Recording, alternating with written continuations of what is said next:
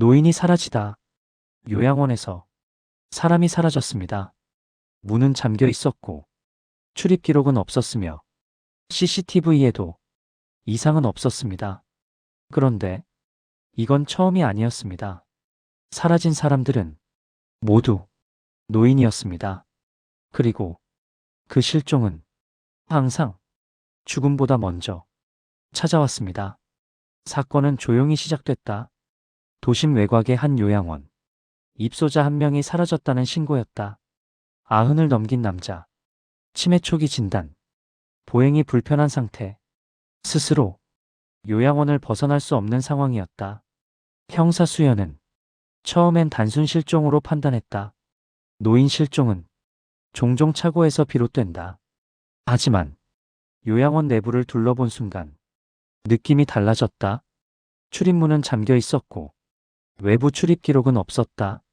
CCTV에도 노인이 나가는 모습은 없었다. 마치 공기처럼 사라진 느낌이었다. 수연은 실종자의 병실을 확인했다. 침대는 정리돼 있었고 이불은 가지런했다. 급하게 사라진 흔적은 없었다. 약물 기록을 확인했다.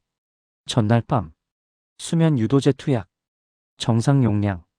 그날 밤 그 노인은 분명히 침대에 누워 있었다. 요양원 측은 말했다.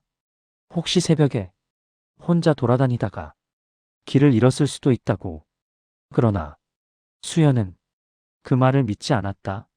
이 요양원에는 최근 비슷한 사례가 몇 건 더 있었다. 공식 기록상 사망 처리. 하지만 사망 직전 모두 실종 신고가 먼저 접수됐다는 사실. 수연은 과거 기록을 다시 들여다봤다. 지난 3년간 유독 보험 가입 이력이 있는 노인들만 비슷한 경로를 밟고 있었다. 실종. 며칠 뒤. 자연사. 너무 깔끔했다. 수연은 간병 일지를 정밀 분석했다.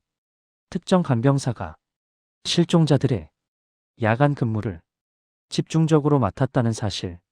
그 간병사는 중년 여성. 근무 평가는 매우 우수. 요양원에서는 가장 믿는 직원이었다. 수연은 그녀를 조사했다. 그녀는 침착했다. 노인들은 가끔 혼란 상태에서 이상 행동을 보인다고 말했다. 그러나 그녀의 말과 기록 사이에는 미묘한 차이가 있었다. 실종된 노인들의 약물 투약 시간이 조금씩 앞당겨져 있었다. 그리고 투약 직후 모두 깊은 수면 상태에 들어갔다. 수연은 요양원 창고를 조사했다.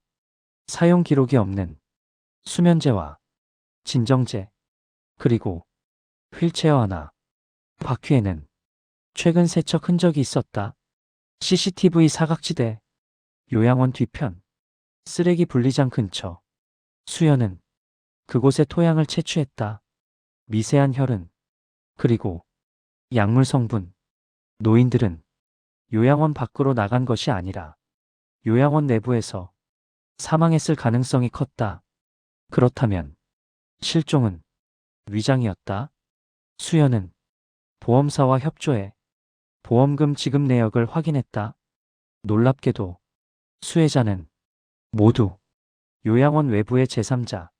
그리고 그 제3자와 간병사 사이에는 금전 거래가 있었다. 수연은 간병사를 다시 불렀다. 이번엔 증거를 하나씩 내밀었다. 약물, 휠체어, 토양, 보험금. 그녀는 침묵했다. 결국 자백했다. 노인들은 가족의 관심에서 멀어져 있었고 보험금만 남아 있었다. 그녀는 가족과 공모해 노인들을 조용히 제거했다. 사망 전 실종 신고를 먼저 내면 요양원 책임을 피할 수 있다는 걸 알고 있었다. 그래서 항상 실종이 먼저였다. 죽음은 그 다음이었다. 수연은 시신이 은폐된 장소를 추적했다. 요양원 인근 폐수 처리장. 그곳에서 여러 노인의 유해가 발견됐다. 사건은 연쇄살인이었다. 요양원은 즉시 폐쇄됐고 간병사는 구속됐다. 수연은 마지막으로 실종자 명단을 다시 확인했다. 더 이상의 실종은 없었다.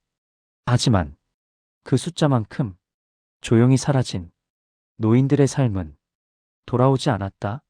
사라졌다고 해서 존재하지 않았던 것은 아닙니다. 기록이 없다고 해서 죄가 없었던 것도 아닙니다.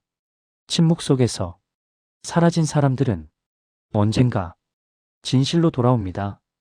이 이야기가 흥미로우셨다면 구독과 좋아요 부탁드립니다. 다음 영상에서는 또 다른 사라짐의 이유를 추적해 보겠습니다.